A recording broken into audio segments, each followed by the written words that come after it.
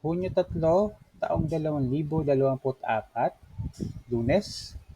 Ngayon naman ipapakita ko kung papaano magsala ng iyong datos kung meron kang listahan.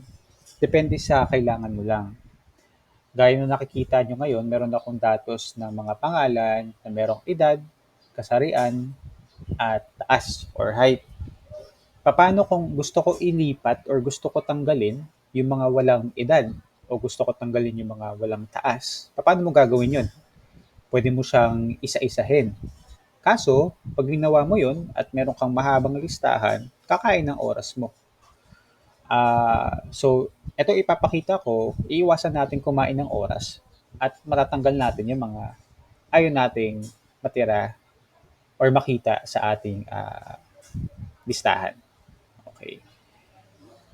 Ngayon, before ako mag-umpisa sa bagay na yon, turo ko muna yung konsepto ng filter. Ano ba yung filter?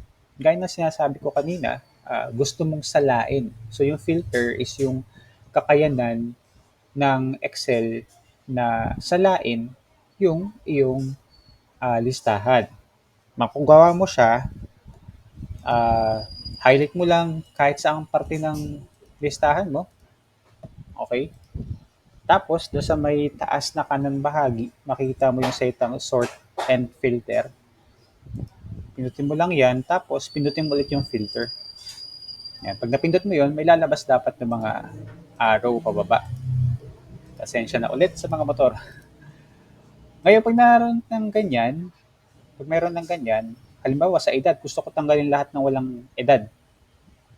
Pindutin mo lang yung arrow, tanggalan mo na ng check yung select all, tapos lagay mo ng check yung blanks or yung blanco. Pag ginawa mo yun, makikita mo na lahat ng walang mga edad. Okay? Gaya ng sabi ko, pwede mo siyang isa-isahin, pero kakain siya ng oras. So, ang gagawin natin, i-highlight natin yung lahat ng mga impormasyon na gusto natin tanggalin. Gaya dito, lahat yan gusto ko tanggalin. So, highlight ko lang siya lahat. Tapos, pindutin mo yung F5 sa keyboard mo. Pagka pindot mo, may lalabas na message na ganito. Okay, pindutin mo lang yung special. Pagka pindot mo sa special, marami kang pagpipilian. So, ang gawin mo lang, piliin mo lang yung visible cells only or ano lang yung nakikita mo na cell. Okay. Tapos, pindutin mo yung okay. Pagka pindot mo, makikita mo nag-highlight siya ng individual na isa-isa. Diba? Tsaka mo pindutin yung control minus. Ulitin ko ha, control minus.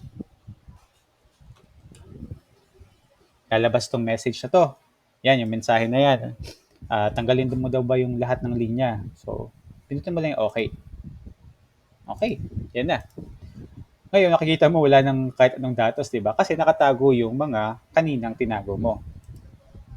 Pindutin mo lang ulit yung filter, tapos yung clear.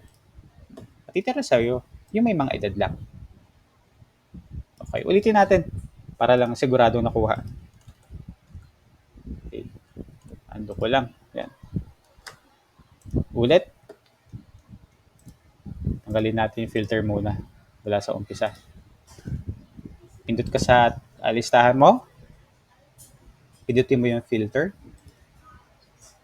Pagka-pindot mo nun, pindutin mo yung column na gusto mong pagbasehan ng tatanggalin. So, ito naman taas.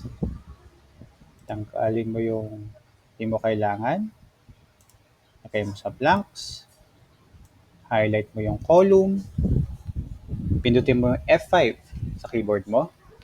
Pindutin mo yung special. Visible cells only. Tapos pindutin mo yung OK. Huli, pindutin mo yung control minus. Ulit, control minus sa keyboard mo. Lalabas yan, pindutin mo lang OK ulit. Yan, okay na. Tanggalin mo lang yung filter para makita mo lahat yung data mo. Okay. So, sana nakatulong to sa paglilinis ng mga listahan na meron kayo. Kung meron pa kayong mga tanong, message lang kayo dun sa baba. Salamat!